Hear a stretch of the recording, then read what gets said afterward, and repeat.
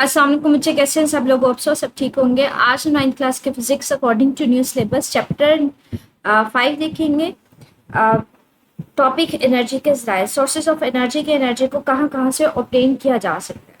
तो हम देखते हैं, सबसे पहले हमारे पास आता है fossil fuels energy. Fossil fuel energy क्या होती है? कहते हैं आप अगर कंसीडर करेंगे जो हमारे पास तेल है, कोयला है या गैस है, इन सबको फॉसिल फ्यूल्स बोलते हैं। ऐसी चीज़ें जिनको आप जला के एनर्जी हासिल करते हैं उनको फॉसिल फ्यूल्स बोलते हैं। आप तेल को भी, पेट्रोल वगैरह को भी जला के आप एनर्जी हासिल करते हैं, कोयला को भी और गैस को भी।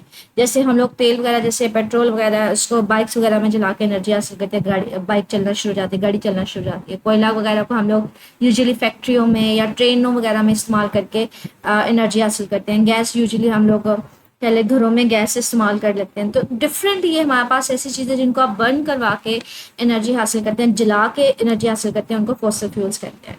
कहते हैं ये सारे जो हैं तेल, कोयला, गैस, इनको फॉसिल फ्यूल्स कहते हैं। ये एनर्जी इनसे हासिल की जाती है और इनसे जो एनर्जी हासिल की जाती है उसको फॉसिल फ्यूल एनर्जी बोलते हैं। ठीक है, तो यहाँ पे ये शॉर्ट क्वेश्चन बन सकता है, फॉसिल फ्यूल्स क्या होते हैं?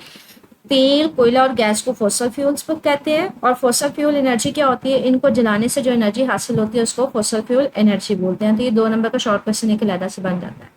कहते हैं इनके जलाने से जो हरारत पैदा होती है इसे स्टीम बनाने में इस्तेमाल करते हैं। कहते हैं जब इन सबको जलाया जाता है तो बहुत ज़्यादा हमारे पास हरारत पैदा होती है, बहुत ज़्यादा गर्माइश कह लें, हीट एनर्जी पैदा होती है।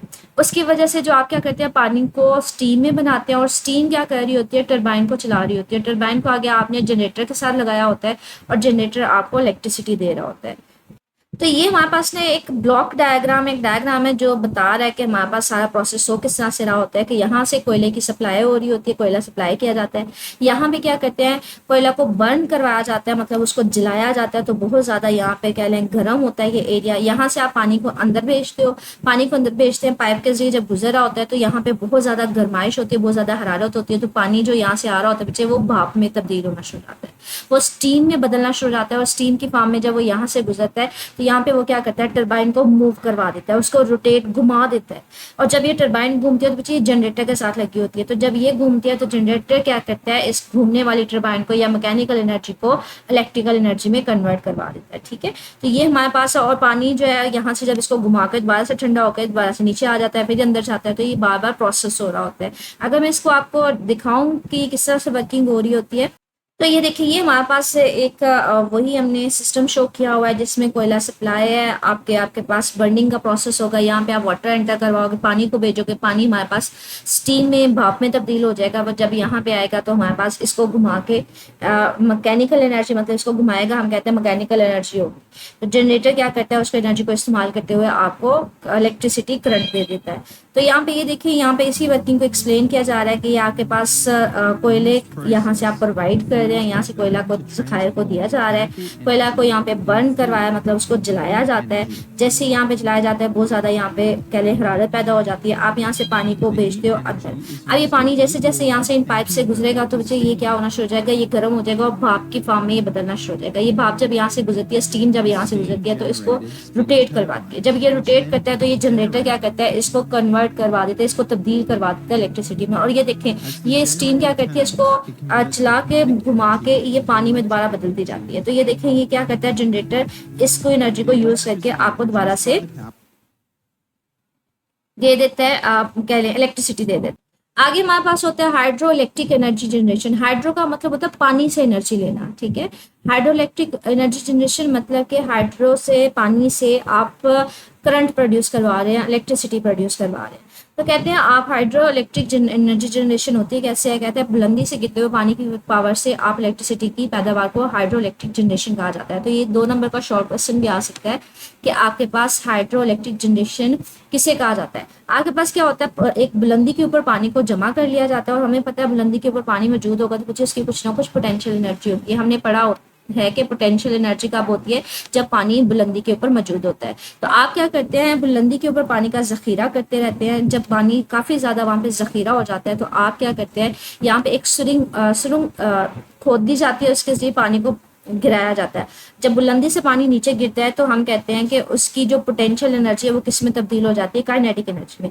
उसके रास्ते में एक टरबाइन रख दी जाती है। जब पानी बुलंदी से नीचे गिरता है तो वो क्या करता है, इस टरबाइन को घुमा देता है। जब टरबाइन घूमती है, इसके साथ जनरेटर लगा होता है, वो क्या करता है, इसकी एनर्जी को आपको इलेक्ट्रिसिटी में, करंट में प्रोवाइड करके दे देता है, तब्दील करके दे देता है। तो कहते हैं इसमें क्या होता है, यही बात को वो यहाँ पे बता रहा है कि एक आप बुलंद झील में पानी का जखीरा करते हैं। यहाँ पे बुलंदी की वजह से बच्चे इसकी पोटेंशियल एनर्जी होती है। जब पानी को बुलंदी से नीचे गिराया जाता है तो ये पोटेंशियल एनर्जी किस में तब्दील हो जाती है, ये तब्दील हो जाती है काइनेटिक एनर्जी में। तो इसके रास्ते में आप क्या कर देते हैं, यहाँ पे टरबाइन लगा देते हैं। कहते हैं ये जो बुलंदी में पानी को जखीरा किया जाता है, ये बेसिकली यहाँ पे आपने डैम बनाए होते हैं। डैम में आप पानी को बुलंदी में जखीरा कर रहे होते हैं, ठीक है। और जब नीचे पानी बुलंदी से नीचे गिरता है तो उसकी काइनेटिक एनर्जी की वजह से जो ये टरबाइन है ये घूमना शुरू हो जाती है।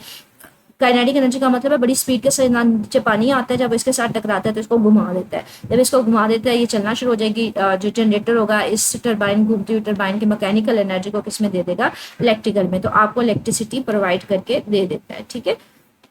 ये देखिए, ये उसी प्रोसेस को यहाँ पे शो किया हुआ है कि आपके पास बुलंदी से जब पानी नीचे गिरा है तो इसके रास्ते में ये बड़ी स्पीड के साथ आ रहा होता है। यहाँ पे टरबाइन होती है, ये इसके साथ घुमाता है और वो टरबाइन की जो एनर्जी है घूमने की, वो जनरेटर उसको इलेक्ट्रिसिटी में कन्वर्ट करवा के दे देता है। आगे हमारे पास सोलर एनर्जी है। कहते हैं जो सूरज से रोशनी आ रही होती है ना, उससे भी आप एनर्जी ले सकते हैं। तो कहते हैं सूरज जो है ना वो सोलर एनर्जी का बहुत बड़ा जरिया है कि सूरज से जो रोशनी आ रही होती है आप उससे भी एनर्जी ले सकते हैं। सूरज की रोशनी से हासिल होने वाली एनर्जी को सोलर एनर्जी बोलते हैं। तो ये लहदा से 2 नंबर का मुख्तसर सवाल भी पूछा जा सकता है, सोलर एनर्जी क्या होती है, कि जो सूरज की रोशनी से एनर्जी हासिल हो रही होती है उसको सोलर एनर्जी बोलते हैं। कहते हैं इसके 2 तरीके हैं हासिल करने के। या तो आप जो सूरज की रोशनी है उससे सिर्फ हरारत हासिल करें, मतलब उससे सिर्फ और सिर्फ पानी को गर्म करवाएं, या फिर क्या करें, उससे इलेक्ट्रिसिटी, उससे आप बिजली पैदा कर लें। 2 चीज़ें हैं, 2 तरह से उसको इस्तेमाल किया जाता है। या तो इसको सिर्फ और सिर्फ पानी को गर्म करने के लिए इस्तेमाल किया जाता है, मतलब हरारत लेने के लिए, या फिर उससे क्या किया जाता है, आप उससे बिजली पैदा करवाते हैं। कहते हैं एक तरीका में क्या करते हैं, आप सोलर पैनल जो है वो सिर्फ और सिर्फ सूरज की रोशनी को जज़ब करता है और वो क्या करता है, उसको यूजुअली हम लोग इसमें बहुत बड़ी बड़ी स्याह रंग की ना प्लेटें इस्तेमाल कर रहे होते हैं और इनमें क्या होता है, पानी बह रहा होता है। जब पानी उनमें गुजर रहा होता है तो जैसे ही सूरज की रोशनी उसके ऊपर पड़ती है तो वो पानी क्या करता है, उस सूरज की रोशनी को जज़ब कर लेता है, वो गर्म हो जाती है। तो दूसरी तरफ से अगर हम देखें कि हमारे पास पानी गर्म होगा तो हमारे पास जिसकी वजह से इमारतें क्या रहती हैं, वो गर्म रहती हैं। लेकिन अगर कहते हैं किसी तरह से आप सूरज की रोशनी को किसी रिफ्लेक्टर के जरिए, उनकी शाओं को किसी आईने की मदद से, मतलब शीशे की मदद से या रिफ्लेक्टर की मदद से इनके ऊपर फोकस करवा देना, तो आपके पास क्या होगा कि वहाँ पे बहुत ज़्यादा जो रोशनी है या टेम्परेचर है वो बहुत ज़्यादा अब्जॉर्ब हो जाएगा और पानी बहुत ज़्यादा गर्म हो जाएगा, वो स्टीम की फॉर्म में तब्दील हो जाएगा, जिससे आप क्या कर सकते हैं, इलेक्ट्रिसिटी भी प्रोड्यूस करवा सकते हैं। ये देखिए, ये यहाँ पे ना सोलर पैनल दिखाया हुआ है कि यहाँ पे एक बड़ा सा पानी का टैंक होता है, इसके आगे ना ये बड़े बड़े से पाइप लगे होते हैं, ये काले रंग के, स्याह रंग के पाइप्स होते हैं। अब जब पानी यहाँ से इसके अंदर बहता है तो ये क्या करते हैं, ये पाइप जो है ना, जो सूरज आपको पता है यूजुअली गर्मियों में बहुत ज़्यादा गर्मी भी होती है, या सर्दियों में जब सूरज निकल रहा है तो उसकी गर्माइश भी होती है। तो ये पानी में जब पाइपों में जब पानी बह रहा होता है तो वो क्या करता है, सूरज की गर्माइश को या हरारत को जज़ब कर लेता है, जिसकी वजह से ये पानी गर्म हो जाता है। कहते हैं ये पानी गर्म हो जाता है तो जिसकी वजह से ये जो छतें है ना, ये आराम से, जो किसी भी घर की छत है वो सर्दियों में इसको गर्म रखा जा सकता है। लेकिन कहते हैं अगर यहाँ पे आप कोई लेंस लगा दें, कोई रिफ्लेक्टर लगा दें, कोई आईना लगा दें, जिसकी मदद से आप सूरज से आने वाली सारी रोशनी को फोकस करवा सके किसी एक पॉइंट पे, जब सारी रोशनी एक ही जगह पे गिरेगी तो वहां पे बहुत ज्यादा हरारत जज़ब होगी, बहुत ज्यादा सूरज की जो टेम्परेचर है वो बहुत ज्यादा जज़ब कर लिया जाएगा, तो वहां पे पानी बहुत ज्यादा गर्म हो सकता है। जब पानी बहुत ज्यादा गर्म होगा तो हम कहते हैं वो स्टीम के तौर पे तब्दील होगा। स्टीम को हम वैसे ही इलेक्ट्रिसिटी प्रोड्यूस करवाने के लिए इस्तेमाल कर सकते हैं।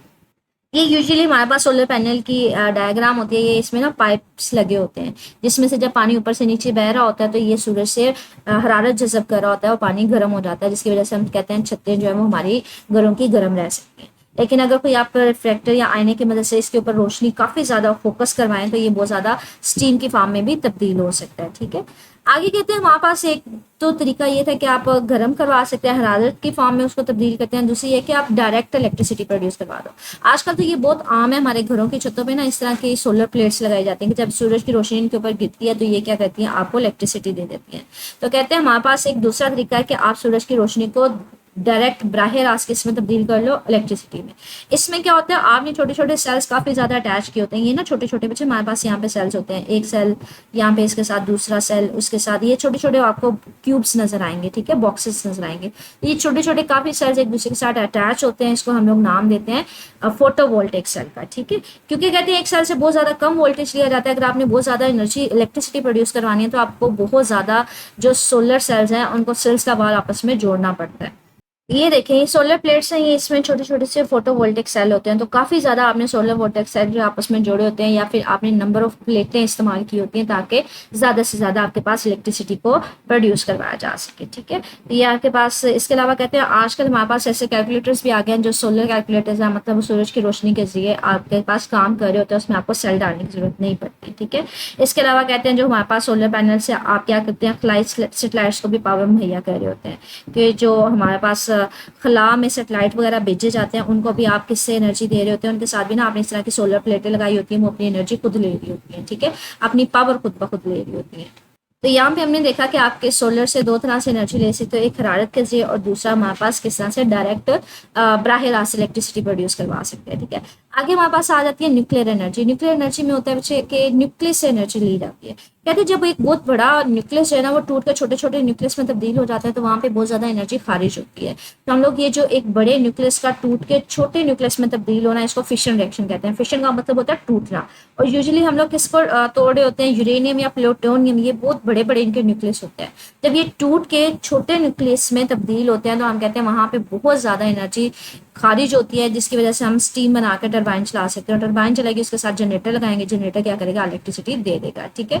अगर मैं आपको ये देखिए, ये एक फिशन रिएक्शन है जिसमें यूरेनियम है जो बहुत बड़ा न्यूक्लियस होता है, जब ये टूट के दो छोटे न्यूक्लियस में तब्दील होता है तो बच्चे यहाँ पे ना बहुत ज्यादा energy, 200 mega electron volt, mega का मतलब है 10⁻⁶, इतनी ज़्यादा एनर्जी जो है यहाँ पे खारिज हो रही होती है। तो यहाँ पे बहुत ज़्यादा एनर्जी खारिज होती है, तो कहते हैं ये जो हमारे पास जिसमें एक फिशन रिएक्शन हो रहा होता है, मतलब यूरेनियम या प्लूटोनियम के जो न्यूक्लियस हैं वो टूट के छोटे न्यूक्लियस में तब्दील हो रहे होते हैं, तो वहाँ पे जो एनर्जी खारिज होती है उसको न्यूक्लियर एनर्जी बोलते हैं। तो ये न्यूक्लियर एनर्जी की डेफिनेशन भी हो सकती है, कब हमें हासिल होती है, जब एक बड़ा न्यूक्लियाई जो है वो टूट के छोटे न्यूक्लियस में तब्दील हो रहा होता है। यूजुअली हम किसको तोड़ रहे होते हैं, यूरेनियम को या प्लूटोनियम को, ठीक है। और यहाँ पे अभी तक पाकिस्तान में कहाँ कहाँ पे न्यूक्लियर एनर्जी हासिल की जा रही है, पाकिस्तान में कहते हैं कराची और चश्मा के मकाम पे, ये दो जहाँ पे बड़े न्यूक्लियर पावर प्लांट लगाए हुए हैं, जिसके जरिए आप क्या करते हैं, न्यूक्लियस को जैसे यूरेनियम या प्लूटोनियम के न्यूक्लियस को तोड़ के आप एनर्जी हासिल कर रहे होते हैं, ठीक है। आगे हमारे पास है जियो थर्मल एनर्जी। जियो का मतलब होता है जमीन, थर्मल मीन जमीन की हरारत से जो एनर्जी हासिल होती है उसको जियो थर्मल एनर्जी बोलते हैं। अच्छा, हमारी ना जो जमीन का नीचे वाला अंदर है ना, जो जमीन अंदर से वो बहुत ज्यादा गर्म है, ऊपर ऊपर से ठंडी है लेकिन नीचे से बहुत गर्म है। तो वो जो जमीन के अंदर की गर्माइश है, जमीन के अंदर की जो हरारत है, थर्मल एनर्जी है, उसको कैसे हम इस्तेमाल कर सकते हैं एनर्जी लेने के लिए, वो देखते हैं। कहते हैं दुनिया के बास हिस्सों में ना जमीन के नीचे कम गहराई पर पिघली हुई शक्ल में गर्म चट्टानें मौजूद है। कहते हैं जमीन के नीचे ना बहुत गर्म चट्टानें, मतलब जिनका टेम्परेचर बहुत ज्यादा है, तकरीबन हम कह लें कि 250 डिग्री सेल्सियस, ये बहुत बड़ी, ऐसे लग रहा होता है उबलती हुई या चिंगारियां इसमें से निकल रही होती है, बहुत गर्म चट्टानें होती हैं, दहक रही होती हैं, ये चट्टानें जमीन के नीचे मौजूद होती हैं। कहते हैं ये हमारे पास बेसिकली अगर कि यहाँ पे कुछ रिएक्शंस हो रहे होते हैं, फिशन रिएक्शन, कुछ तापकारी मादों की मदद से, जो तापकारी का मतलब होता है जिनसे मुसलसल कह लें कि हरारत निकल रही होती है, रेडिएशन एनर्जी निकल रही होती है, उसकी वजह से इनके टेम्परेचर इनका जो बहुत ज़्यादा होता है, जिस तकरीबन कितना होता है 250, मतलब ये बहुत गर्म चट्टानें ज़मीन के अंदर मौजूद होती हैं। अब इसको ज़मीन के अंदर वाली जो हरारत है इसको कैसे इस्तेमाल किया जाता है, कहते हैं इसके अंदर आप क्या करते हो, पाइपों की मदद से पानी अंदर भेजते हो। जब पानी अंदर जाता है तो ये बहुत ज़्यादा गर्म होता है, पानी जैसे गर्म हरारत को जज़ब करता है और ये पानी किस में तब्दील हो जाता है, स्टीम में। स्टीम की फॉर्म में उसको बाहर निकाल लेते हो। तो यहाँ पे आगे टरबाइन लगाई होती है, स्टीम क्या करती है, इस टरबाइन को घुमा देती है, टरबाइन आगे जनरेटर के साथ अटैच होता है, जनरेटर क्या करता है, इस टरबाइन की एनर्जी को इलेक्ट्रिसिटी में तब्दील कर देता है। तो यहाँ पे ये कह रहे हैं कि पानी को पाइपों के जरिए क्या करते हैं, स्टीम की सूरत में पानी निकाल कर इलेक्ट्रिसिटी टरबाइन, मतलब पानी को अंदर भेजा जाता है, भाप की स्टीम की मदद से फॉर्म में की सूरत में उसको बाहर निकाल लिया जाता है। आगे आपने उसको लगाया होता है टरबाइन और जनरेटर।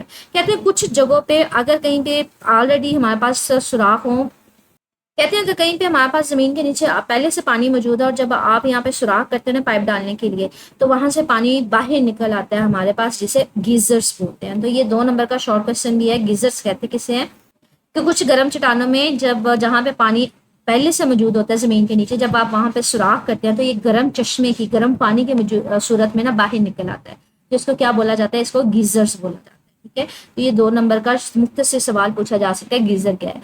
आगे विंड एनर्जी है। विंड का मतलब होता है हवा से एनर्जी ली जा रही है। कहते हैं जहाँ पे बहुत ज्यादा तेज हवाएं चलती है ना, सर्दियों से बहुत ज्यादा कह लें कि तेज हवाएं चल रही हैं, तो लोग वहाँ पे विंड एनर्जी को, विंड मिल का मतलब होता है बहुत ज्यादा इस तरह के लगा दिए जाते हैं, सिस्टम लगा दिए जाते हैं, जहाँ पे विंड को मतलब हवा को इस्तेमाल करते हुए आप क्या कर सकते हैं, चक्कियों में अनाज पीस सकते हैं, पानी से कुएं से पानी को निकाल करने के लिए इस्तेमाल किया जाता है। कि सदियों से ये काम चलता हुआ आ रहा है कि हमारे पास जो विंड एनर्जी है उसको इस्तेमाल किया जा रहा है। चाहे आप उसको वो पानी कुएं से पानी निकालना हो वहां पे इस्तेमाल करें, चाहे आपने इसको अनाज वगैरह को पीसना हो वहां पे इस्तेमाल करें। अब यहाँ पे ना ये देखिए इस तरह के बड़े बड़े से विंड मिल फार्म्स होते हैं, मतलब यहाँ पे ना इस तरह के विंड सिस्टम लगाए जाते हैं।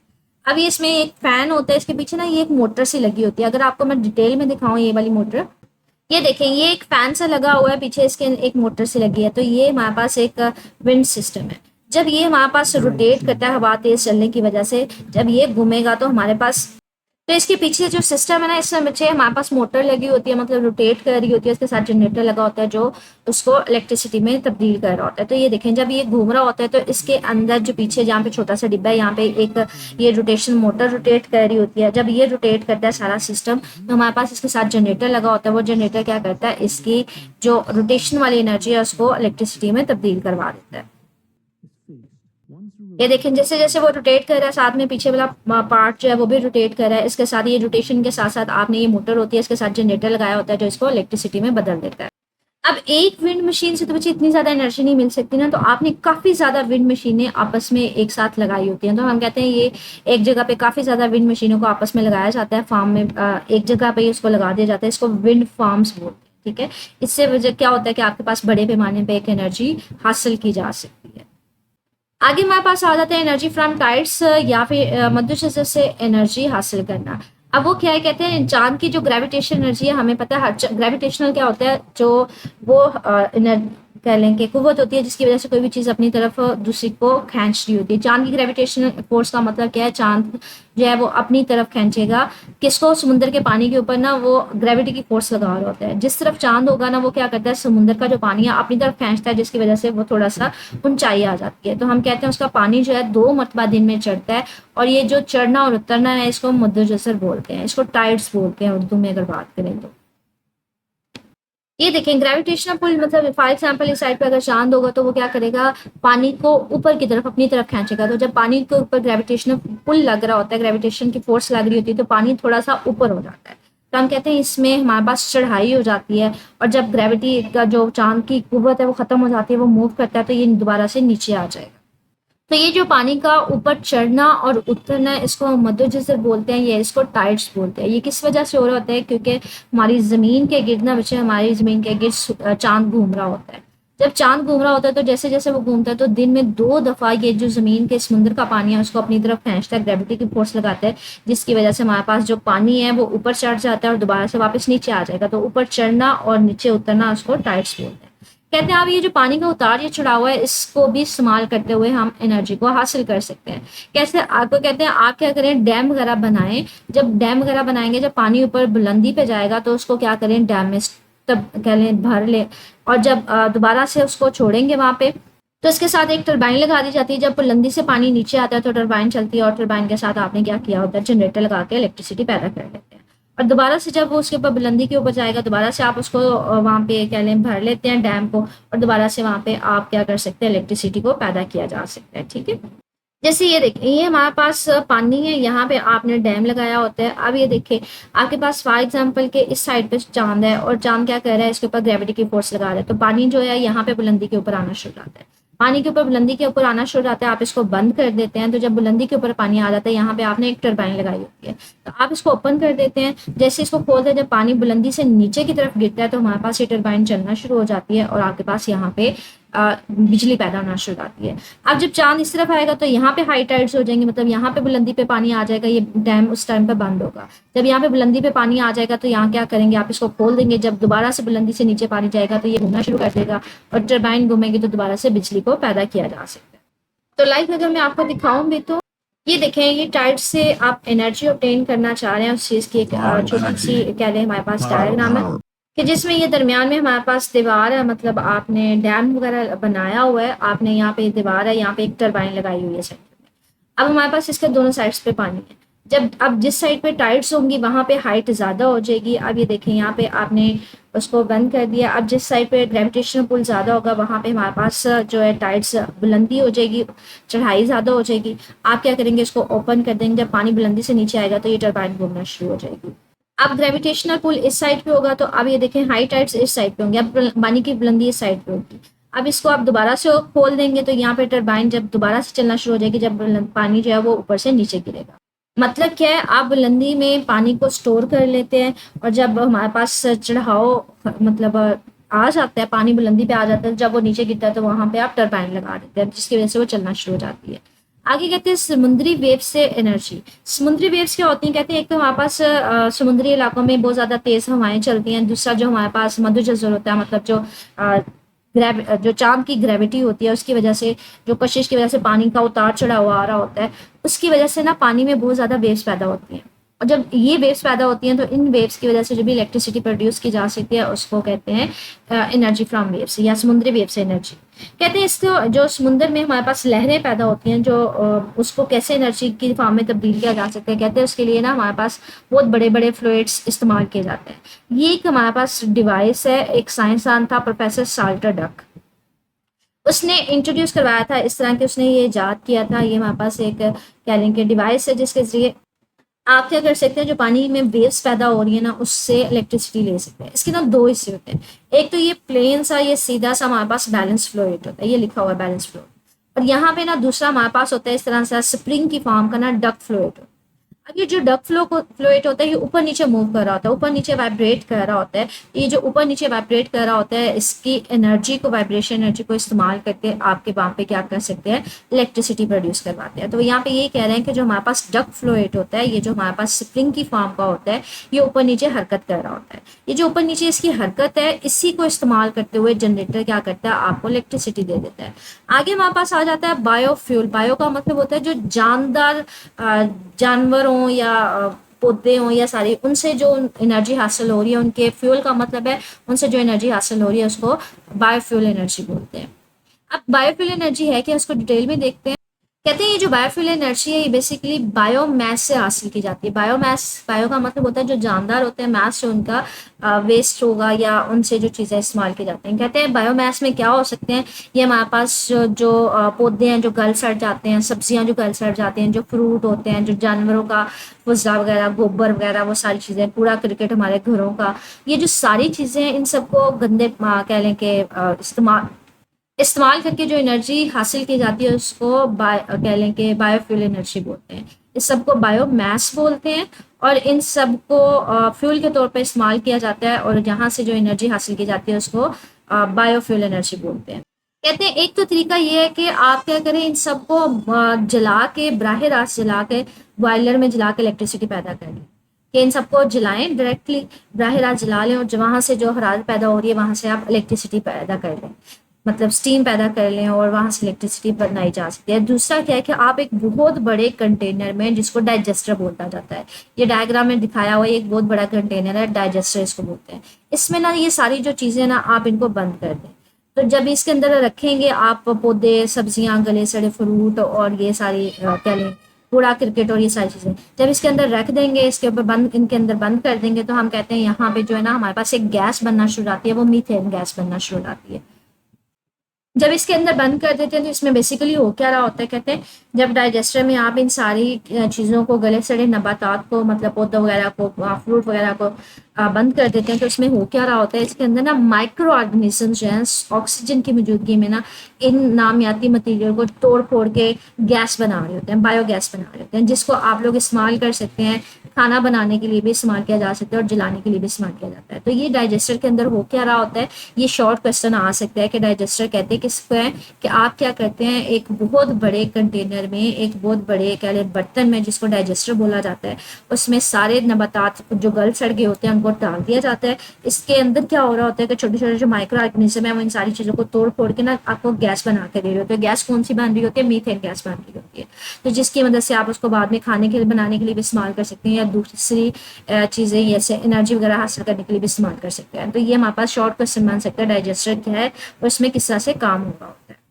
इसके अलावा कहते हैं जो बायोमास से बायोफ्यूल यानी एथानॉल अल्कोहल इस्तेमाल बनाया जाता है। कहते हैं जो बायोमास है ना, मतलब बायोफ्यूल उससे जो बन रहा है, मतलब जो गलने सड़ने से पौधों के, जानवरों के, फ्रूट्स के गलने सड़ने से जो फ्यूल बन रहा होता है वो हमारे पास यूजुअली एथानॉल अल्कोहल होता है। अब ये एथानॉल अल्कोहल है जो बच्चे ये कहते हैं ये गाड़ियों में भी इस्तेमाल किया जा सकता है। इसके अलावा अगर हम बात करें तो बायोमास से बायोफ्यूल आ कैसे रहा होता है, इसको ना तब्दील करवा रहे होते हैं बैक्टीरिया। बैक्टीरिया क्या कर रहे होते हैं? बायोमास को, गले सड़े पौधों को, जानवरों को, फ्रूट्स को, फलों को वो तब्दील करवा रहे होते हैं फ्यूल में, पेट्रोल की फॉर्म में। तो हम कहते हैं फ्यूल बेसिकली हमारे पास यही होता है कि जिससे आप जला कर, जिसको बर्न करवा के आप उससे एनर्जी ले सकते हैं। ठीक है, तो ये हमारे पास डिफरेंट सोर्सेस है जिनके जरिए आप एनर्जी हासिल कर सकते हैं। इसमें शॉर्ट क्वेश्चन बन सकते हैं, जैसे बायोफ्यूल एनर्जी में आप पूछ सकते हैं बायोमास क्या है, डाइजेस्टर क्या होता है, उसके अंदर किस तरह से काम हो रहा होता है, और डाइजेस्टर में कौन सी एनर्जी खारिज हो रही होती है। जो बायोमास से आप फ्यूल ले रहे होते हैं वो कौन सा होता है?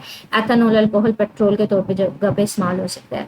अब साल्टर डक्ट में कौन से उसके दो हिस्से होते हैं, ये शॉर्ट क्वेश्चन में बन सकते हैं। एक डक्ट फ्लूइड होता है, एक बैलेंस फ्लूइड होता है।